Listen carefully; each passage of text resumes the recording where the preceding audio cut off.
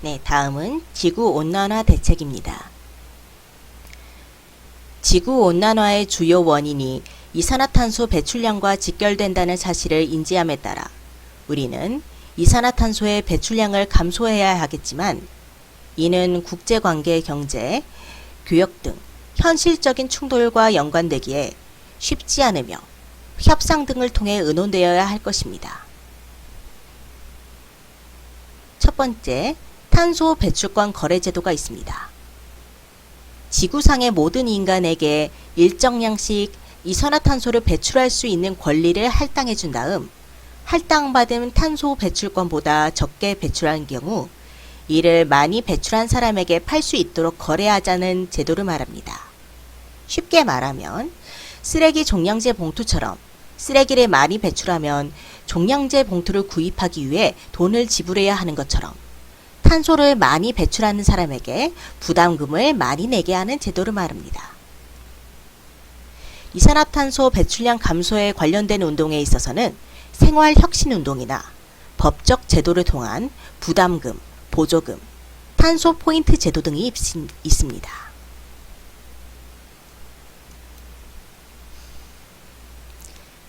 단순히 온실가스 배출량을 줄이려는 노력만으로는 지구 온난화를 늦출 수 없으리라는 회의적 전망이 대부분이며 이에 지구 온난화를 막기 위해 인위적으로 기후 시스템을 조절 및 통제하자는 지구공학이 온난화 대책으로서 주목받고 있습니다.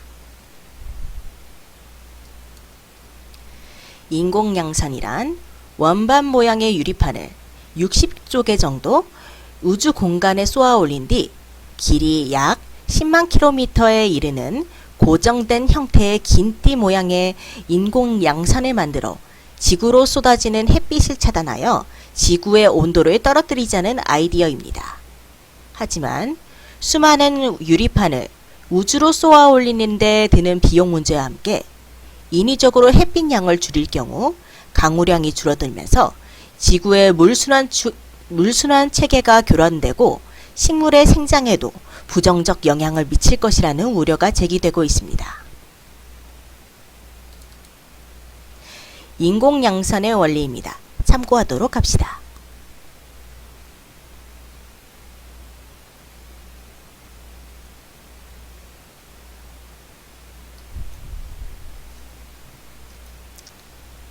인공구름 대책은 해상에 인공구름을 만들어 띄운 뒤 태양 에너지를 차단하자는 제안으로 거대한 펌프로 공중에 바닷물을 뿌려 구름을 만들자는 이른바 구름 방패 발상입니다.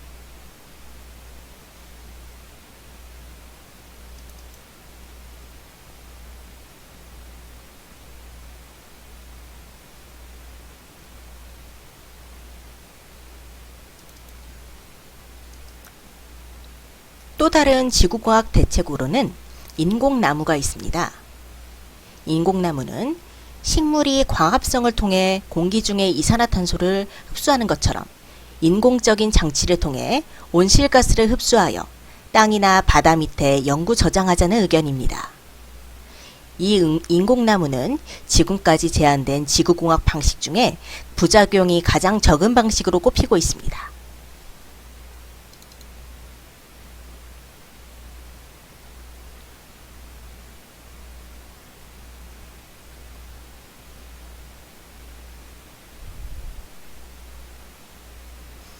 그리고 드넓은 대양의 바다에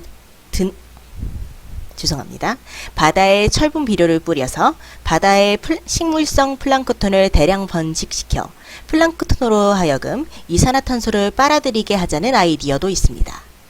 하지만 지금까지 진행되었던 실험의 결과 대기 중 이산화탄소를 조금밖에 줄일 수 없고 오히려 해양 생태계를 교란시킬 수 있다는 반론이 있었습니다.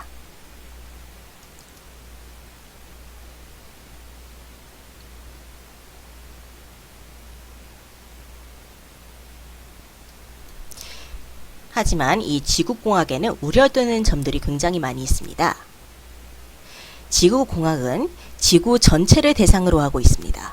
그러기에 지구공학은 위험할 수 있는 실험을 밀폐된 실험 조건에서 하는 것과는 상황이 다르며 통제된 조건에서 무작위로 실험할 기회도 없습니다.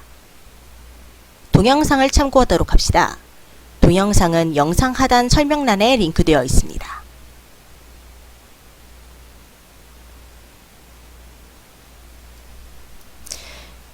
지구공학에 있어서 우려되는 점들은 그뿐만이 아닙니다.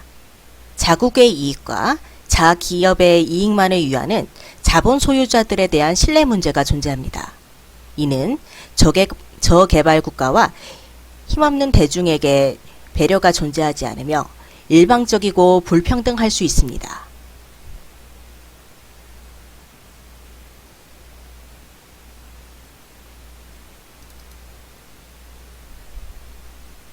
그리고 지구공학 실험에는 천문학적 비용이 들기 때문에 그 결과는 자본가들의 손아귀에 있기 마련이며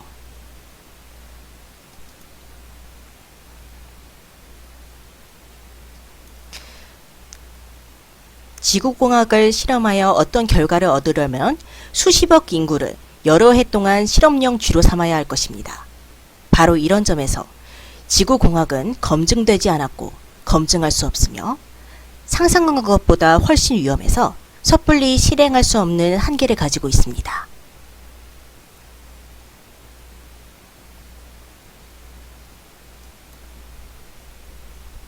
조약과 관련된 문제도 존재합니다. 지구공학은 잠재적으로 군사적 목적을 가지며 이미 맺은 국제조약을 무효화할 수도 있다는 문제점 또한 가지고 있습니다.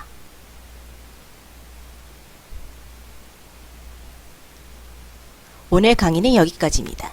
수고하셨습니다.